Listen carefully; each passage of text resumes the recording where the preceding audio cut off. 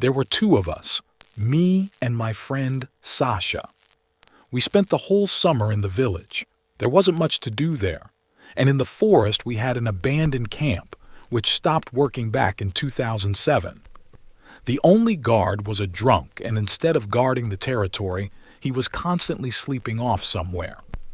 One day we were sitting on a bench near our yard and cracking seeds, talking about different topics. And word for word, we remembered about the camp. Since there wasn't much to do, we decided to go there. The camp itself opened back in the 30 to 40s, survived the war and was rebuilt a couple of times. At the beginning of the 90s, it began to slowly lose vacationers, and in the 2000s it completely declined.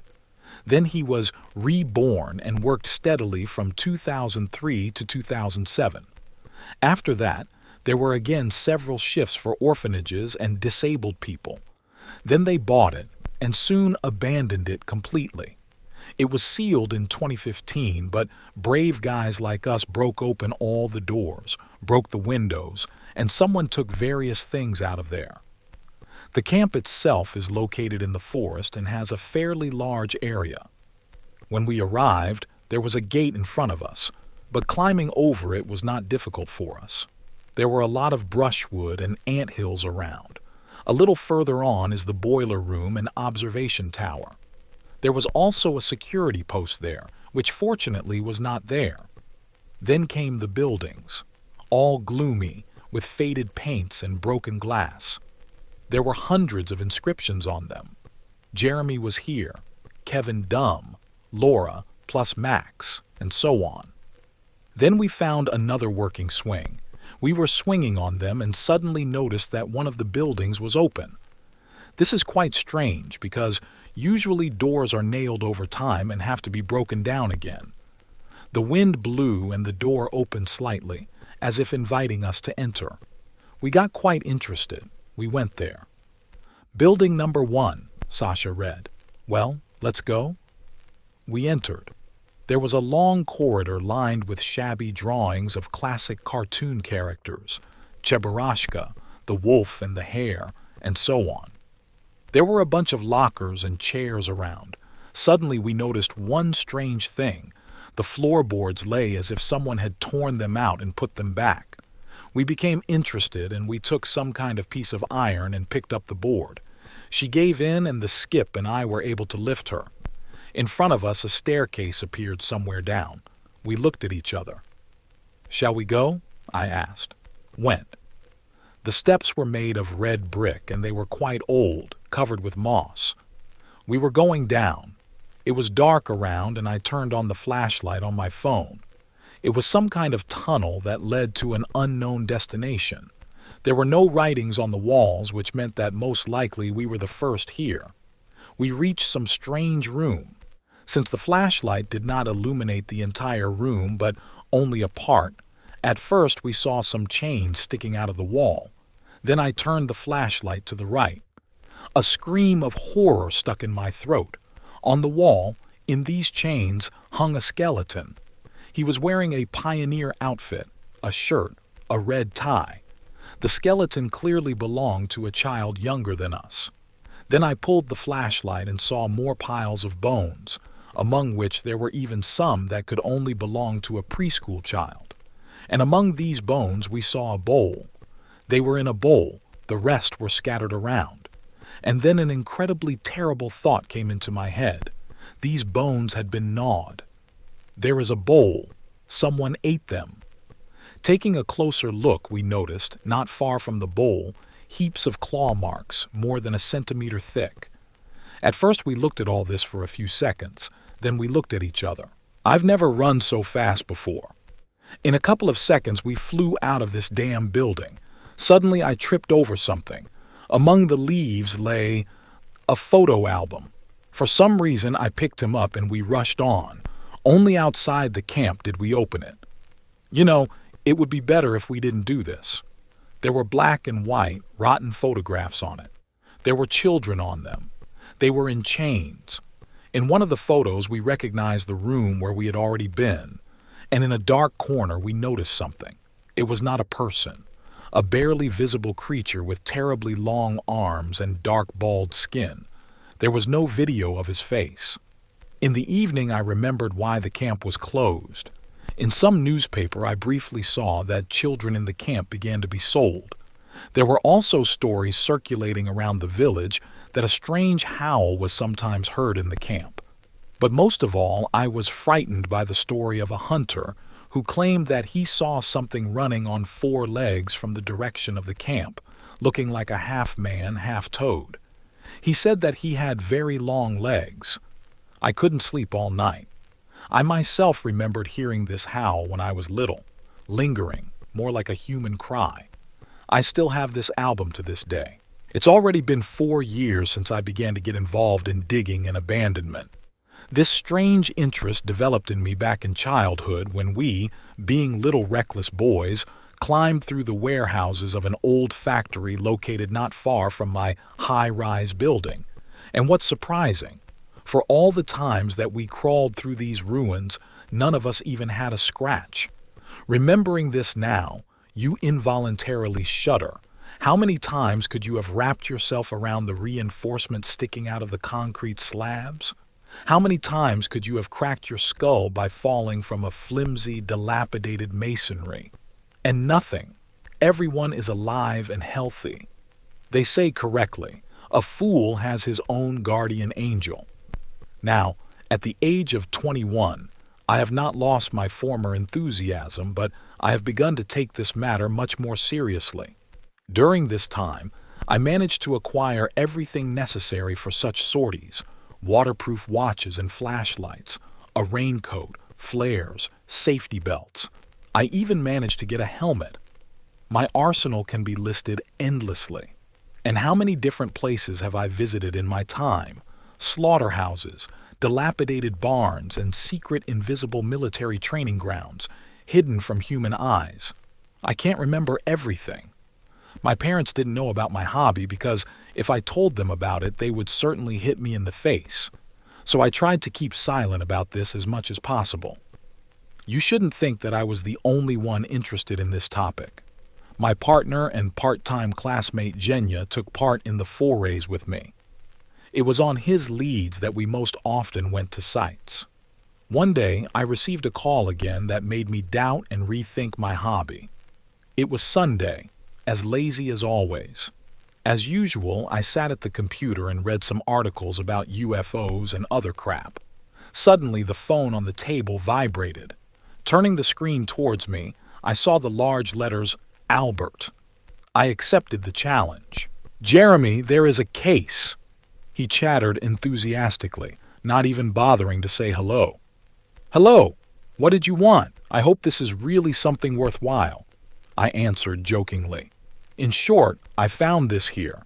You'll just go nuts. I'll send you a photo now and you'll understand everything." I was intrigued. His voice trembled with impatience to share some great news with me.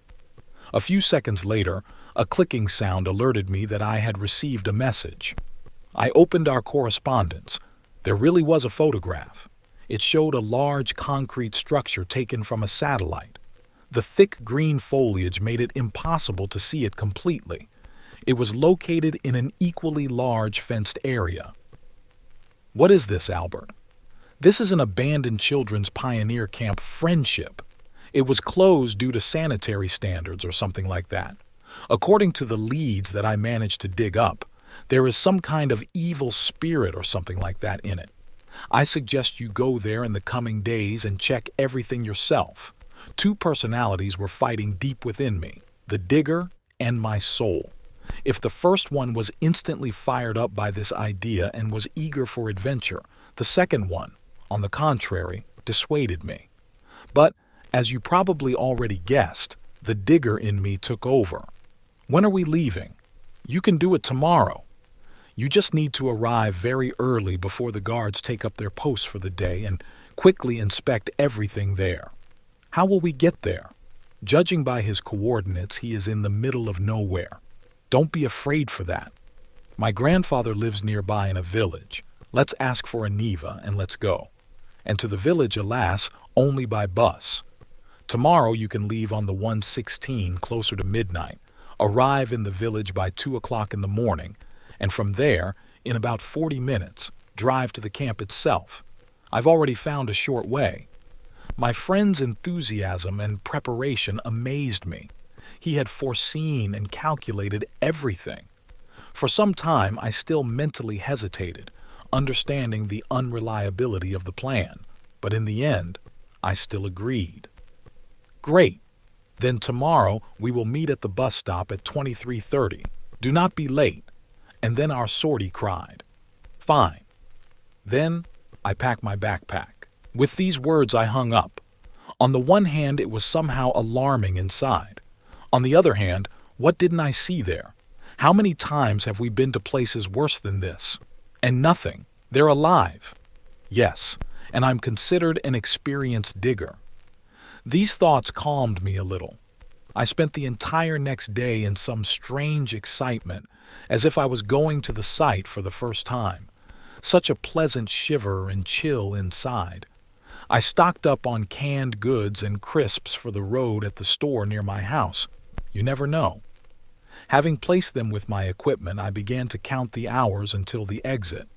Exactly at 22:15, I moved to the stop. It was already cold outside. The beginning of September was making itself felt. The chilly wind stung my face unpleasantly.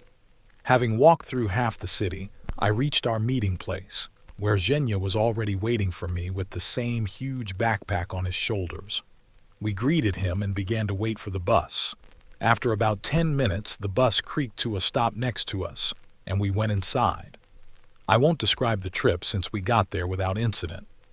Having landed, we followed the wet path behind, walked along the forest, listening to Albert's instructions. After about 20 minutes, we were in the village. The clock showed 1:57, which meant we were on schedule. We reached the desired house. I stayed waiting at the gate while Albert went to his grandfather to get the car.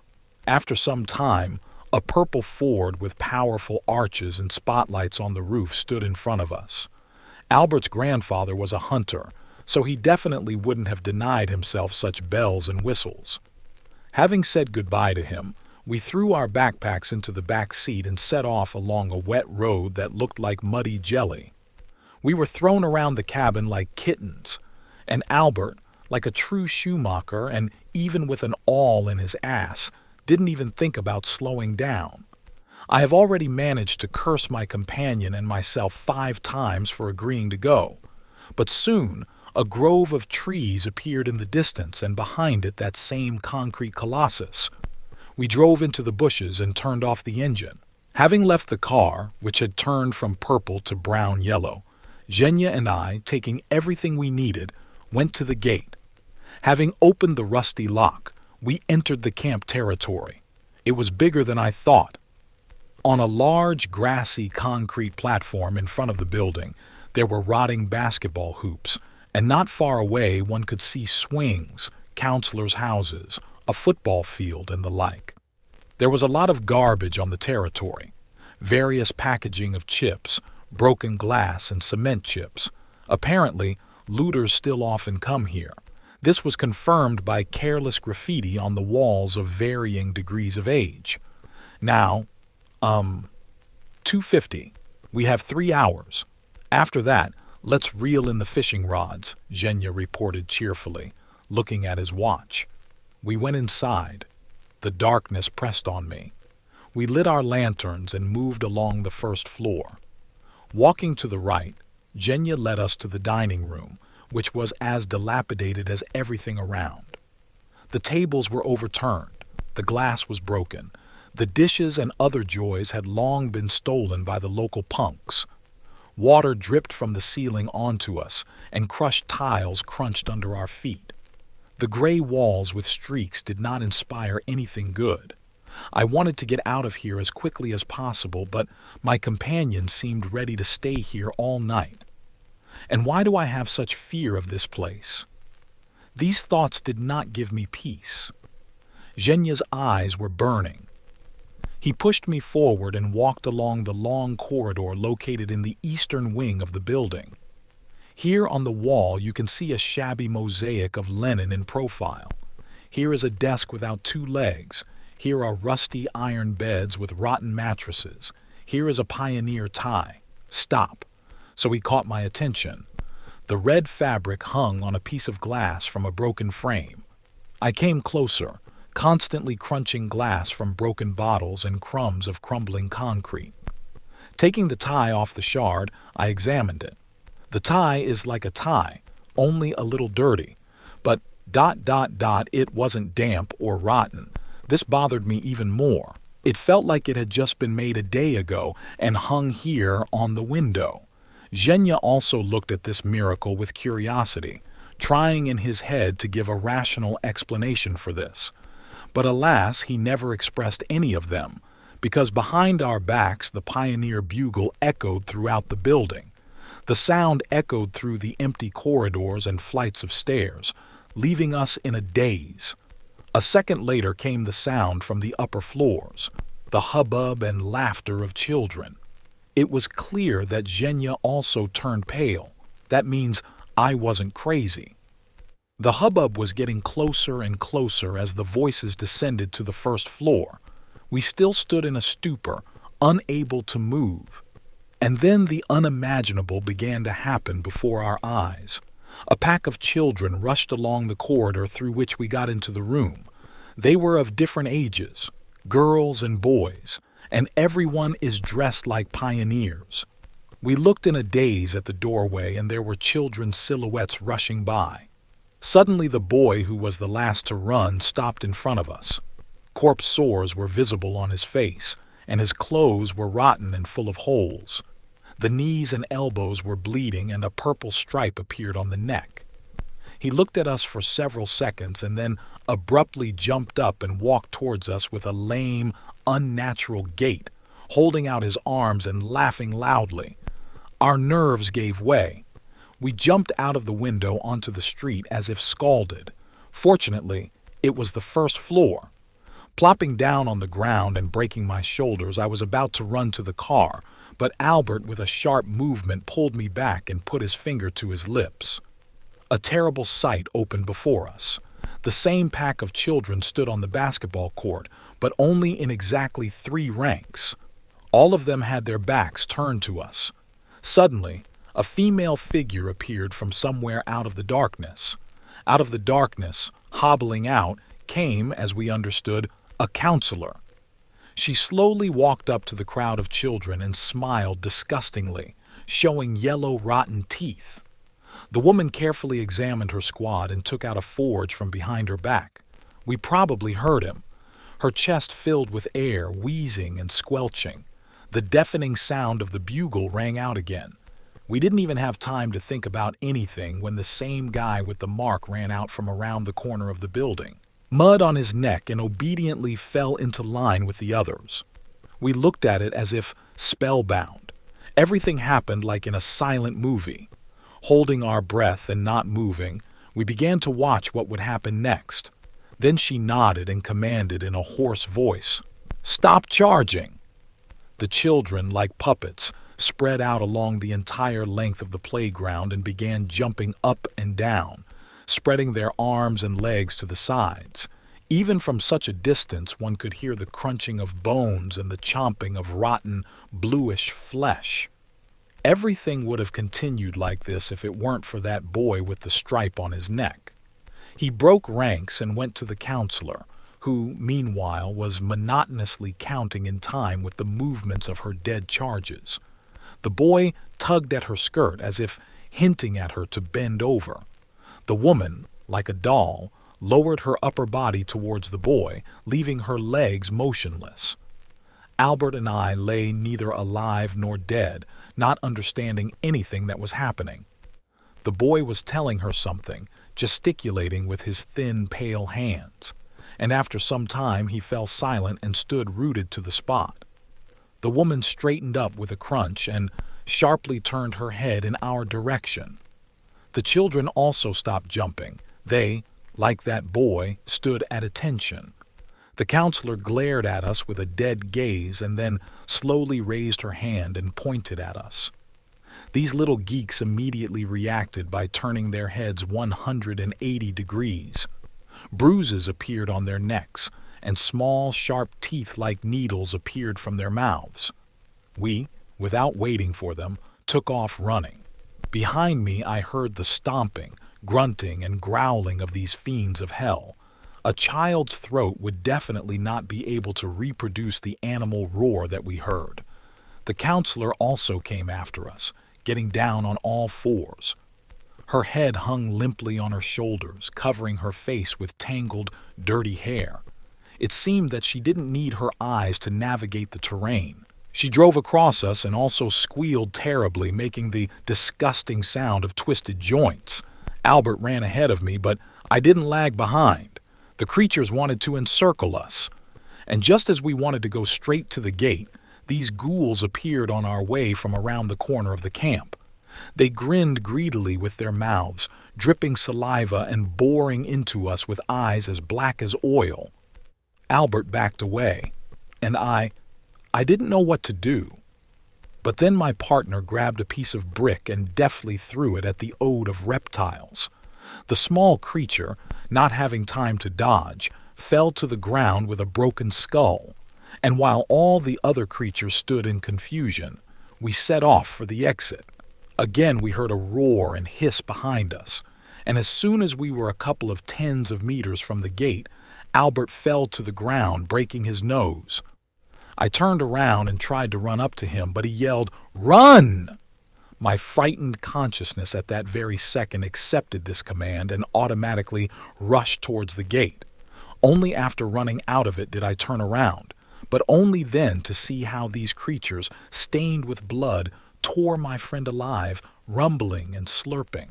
I ran to the car on weak legs and jumped behind the wheel. Everything was confused in my head. I tried to start the engine, but my hands wouldn't obey. Having dropped the keys on the rug, I involuntarily looked at my watch. 2:50. What the heck? How is this possible? But I didn't have time to think about it because I slammed the gas pedal all the way down. I don't remember how I got home. Fear completely erased this moment from my memory. Albert was never found. Several detachments were sent to that place, but each of them returned with nothing. After that, they dragged me through the departments trying to pin his murder on me. However, there was not enough evidence for this. But that's not what worries me. I'm worried about the pioneer tie that I accidentally grabbed from there. Here it is, lying in front of me, just as red and just as creepy. And one night, under the window of my high-rise building, the already familiar chilling sound of a pioneer bugle echoed. I wonder what this could mean. In the summer, I started going to camp. It was called Bees. Everyone in the camp was friends. There was only one strange girl. She didn't talk to anyone. She ate little. When they tried to talk to her, she just remained silent and looked at us with anger. She scared some people a lot. One night we decided to follow her. All the children pretended to fall asleep and gradually opened their eyes. The girl was sleeping, but suddenly, at 0 o'clock, she opened her eyes and looked around. Everyone lay with their eyes closed. Then she left. The bravest of us, Kira, followed her. We decided to go too. Well, she's not a murderer after all, and what we saw shocked us.